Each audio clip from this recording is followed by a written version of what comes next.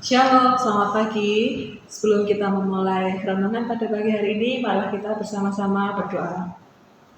Tuhan Yesus, selamat pagi Bapa, puji dan syukur kami panjatkan kehadirat-Mu Tuhan untuk pagi yang indah dan cerah pada hari ini.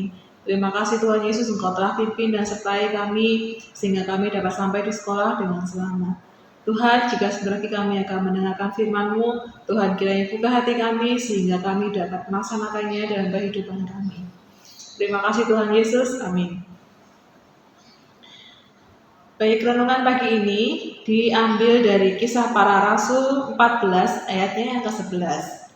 Yang demikian, ketika orang banyak melihat apa yang telah diperbuat Paulus, mereka itu berteriak dalam bahasa Likaunia, "Dewa-dewa telah turun ke tengah-tengah kita dalam rupa manusia."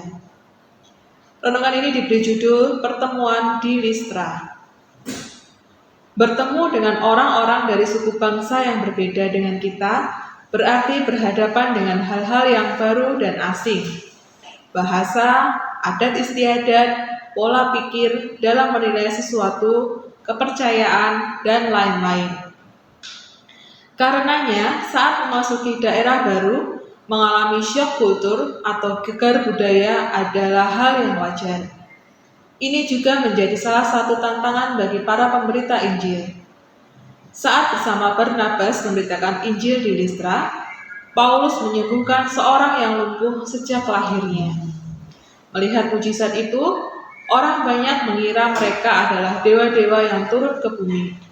Mereka berpikir bahwa Barnabas adalah dewa Zeus dan Paulus adalah Hermes, juru bicaranya. Penduduk setempat berbicara dalam bahasa Likaunia.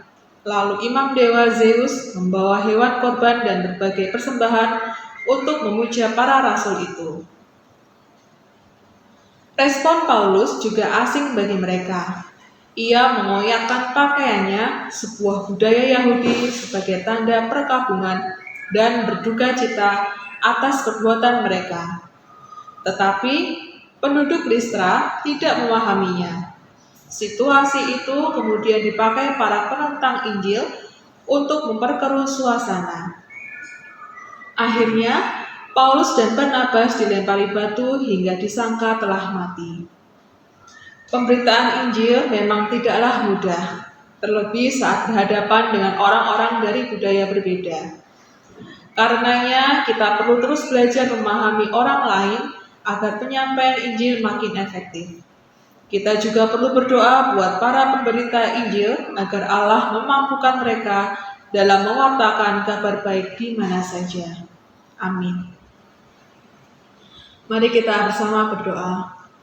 Tuhan Yesus, terima kasih atas firman yang baru saja kami dengarkan Tuhan, kiranya dapat kami laksanakan dalam kehidupan kami. Tuhan Yesus, jika sebentar lagi kami akan memulai kegiatan belajar mengajar, Tuhan berkati kami baik yang di sekolahan maupun yang di rumah, sehingga semua pembelajaran dapat berjalan dengan baik. Tuhan berikan kesehatan, kekuatan juga bagi para siswa dan juga untuk guru dan karyawan, sehingga kami dapat melaksanakan kegiatan belajar mengajar secara lancar. Terima kasih Tuhan Yesus. Haleluya. Amin.